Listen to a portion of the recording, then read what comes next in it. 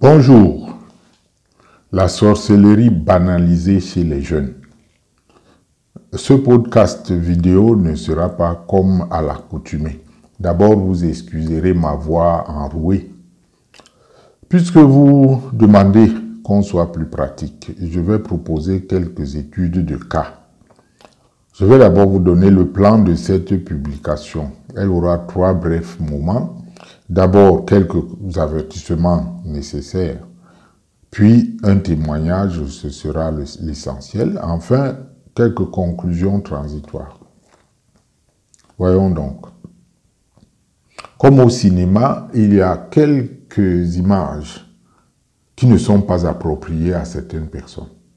J'ai observé que généralement dans les réseaux sociaux, les créateurs de contenu ne prennent pas la précaution de vous donner des avertissements quand ce contenu est sensible. Je ne dis pas que cette vidéo est interdite au moins de 18 ans, non. Toutefois, elle n'est pas recommandée aux personnes immatures qui ont juste de la curiosité spirituelle et intellectuelle sans la capacité de discernement.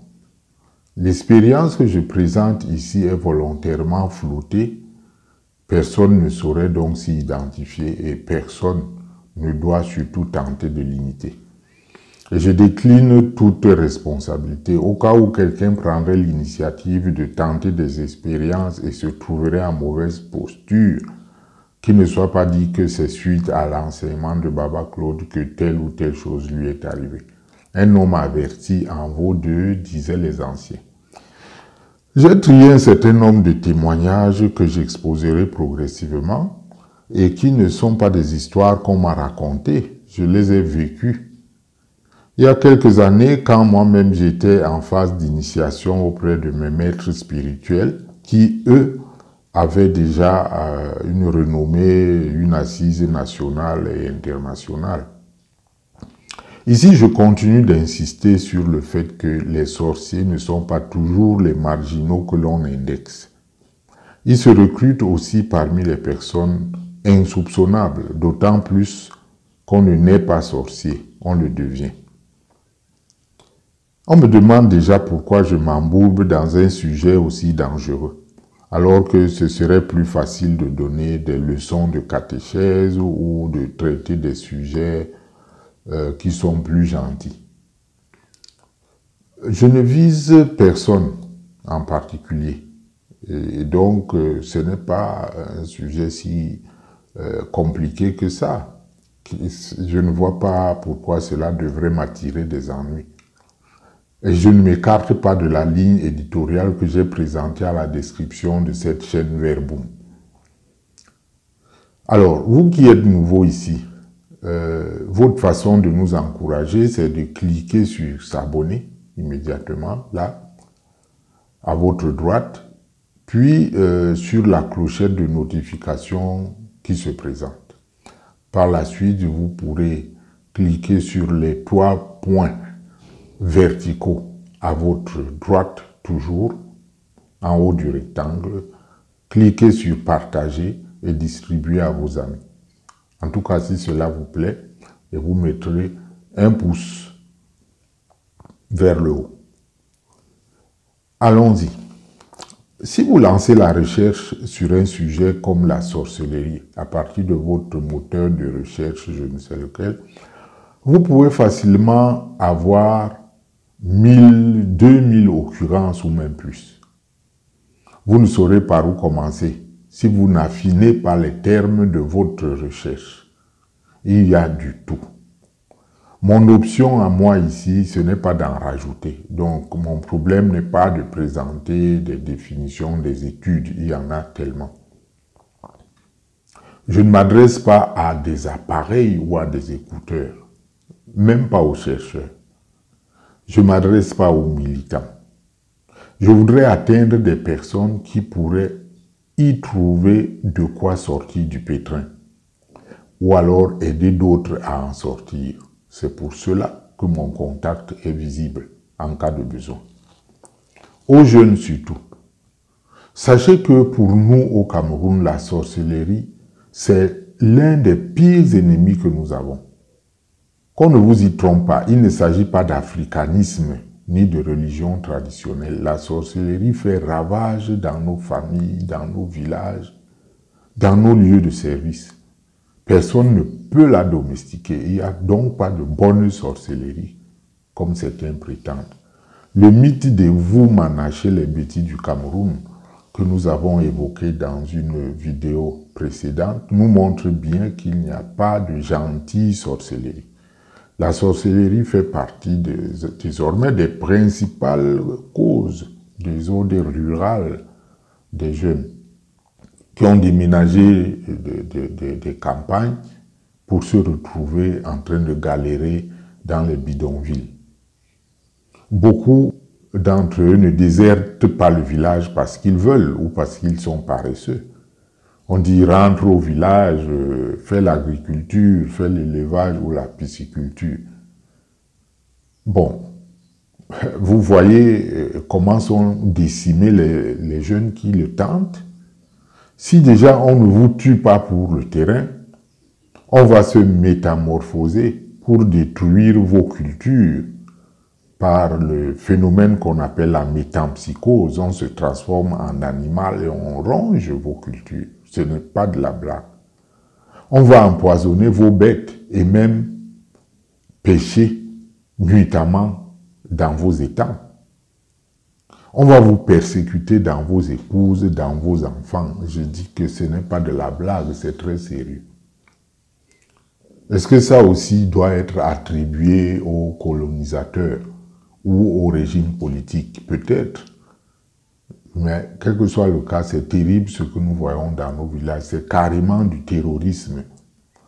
Et il n'est pas normal que l'on se taise. Qu'elle soit paysanne ou urbaine, à col blanc ou en rayon, la sorcellerie est l'une des causes du sous-développement chez nous.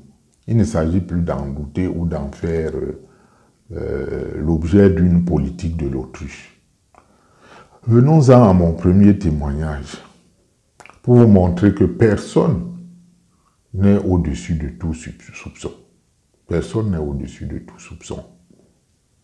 Il y a quelques années, je faisais partie d'une équipe au Centre catholique universitaire de Yaoundé et nous avons reçu un jeune homme étudiant à l'université. Il nous a été porté par ses camarades de cité universitaire.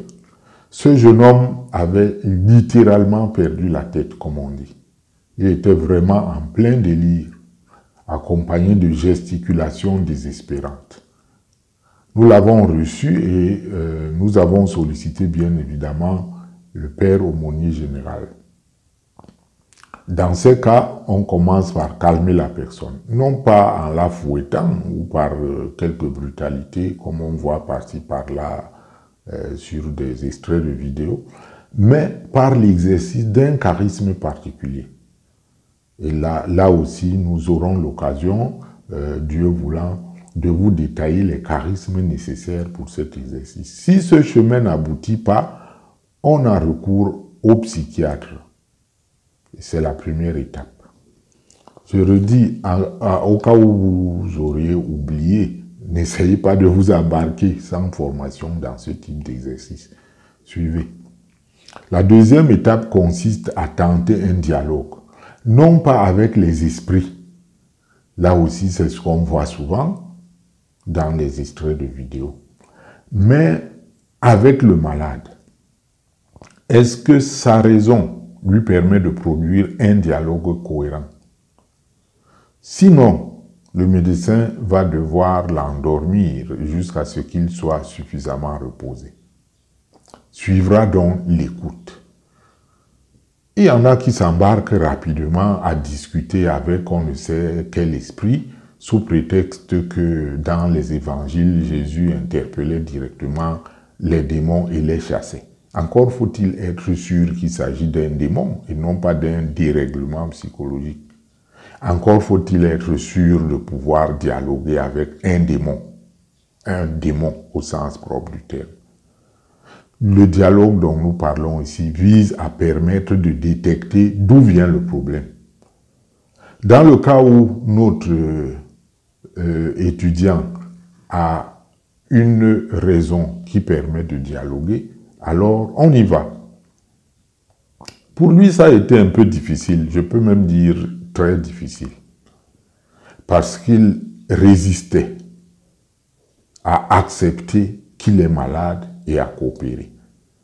Mais au détour d'une conversation qui allait dans tous les sens, il faut le dire, nous avons senti qu'il se référait beaucoup à des cours par correspondance qu'il suivait, parallèlement donc à ses cours normaux à l'université. Nous avons donc engagé une fouille sans son accord dans sa chambre où nous avons découvert un tas de livres polycopiés provenant d'Europe, clairement intitulés « Cours de sorcellerie » avec une adresse précise.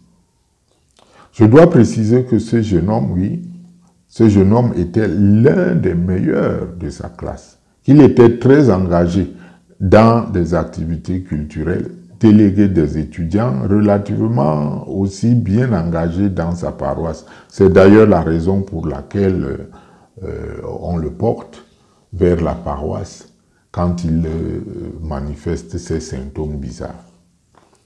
Et donc nous ouvrons la discussion avec lui sur ses études, puisque ça l'intéresse, pour savoir comment il organise son travail universitaire. Il avouera lui-même par la suite qu'il n'étudie presque jamais. Mais comment se fait-il donc? Comment fait-il pour être parmi les majors de sa classe alors qu'il n'étudie presque jamais? Tout au moins, il étudie le moins possible. Nous nous rendons compte qu'il passe la grande partie de son temps dans des activités péri- et para-universitaires, ce qui lui donne beaucoup de popularité auprès de ses camarades et de ses encadreurs, un grand réseau d'amis, un volumineux carnet d'adresses, et d'ailleurs, il se prépare à une carrière politique. Mais alors, il n'était pas déclaré surdoué avant l'université. Il nous reste donc à savoir s'il y a un lien entre son activité et ses cours par correspondance. Ces cours théoriques étaient bien accompagnés de rites qu'il faisait avec ses camarades dans sa chambre. Cela lui conférait le pouvoir de cibler et de voir à distance ce qui était caché au loin. On appelle cela la voyance médiumnique. On parle souvent de 4 yeux. On vous dit qu'il y a 2 yeux naturels que tout le monde a pour voir ce qui est visible et qu'il y a 2 yeux surnaturels pour voir aussi ce qui est invisible.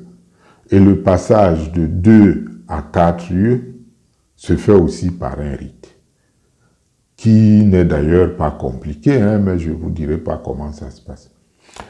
Il a donc eu, notre jeune homme, cette possibilité de voir précisément les épreuves des examens et les corrections.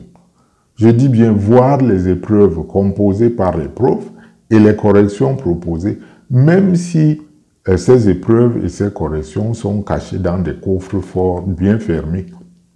C'était ça la spécialisation qu'il avait choisie et pour laquelle il payait. Ce que lui, il lisait, c'est pas les livres au programme. Ce qu'il étudiait, c'était la correction des épreuves. Et il gagnait de l'argent très simplement en vendant des extraits de ces corrections. Un business bien juteux, vous le comprenez. Évidemment, il faisait tout le reste comme tout le monde. Qui pouvait jamais imaginer que la nuit, le garçon faisait des exercices de sorcellerie en lien avec un groupe d'étudiants?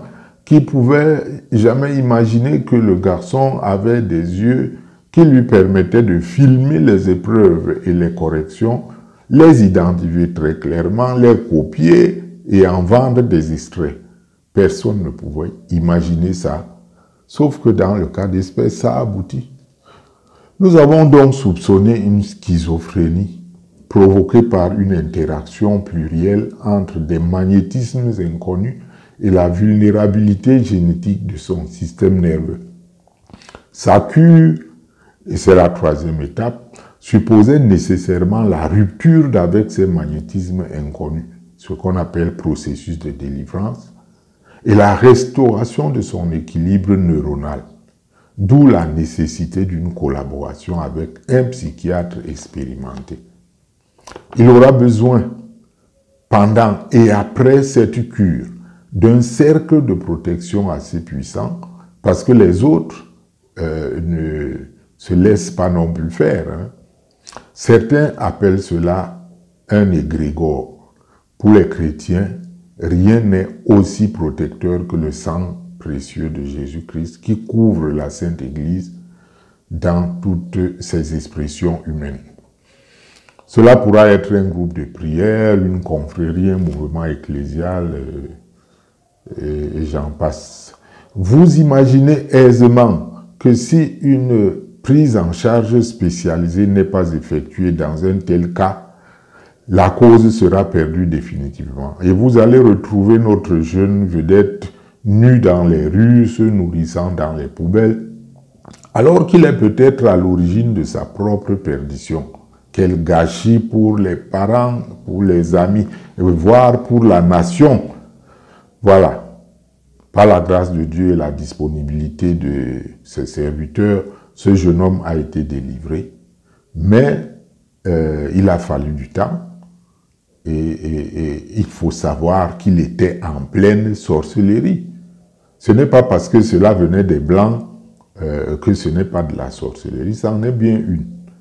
Alors, chers parents, nos enfants peuvent devenir sorciers dans la maison sans que cela provienne nécessairement des grands-parents, d'un vieillard du coin ou des voyants ou des voisins malveillants, sans que nous ayons le moindre soupçon.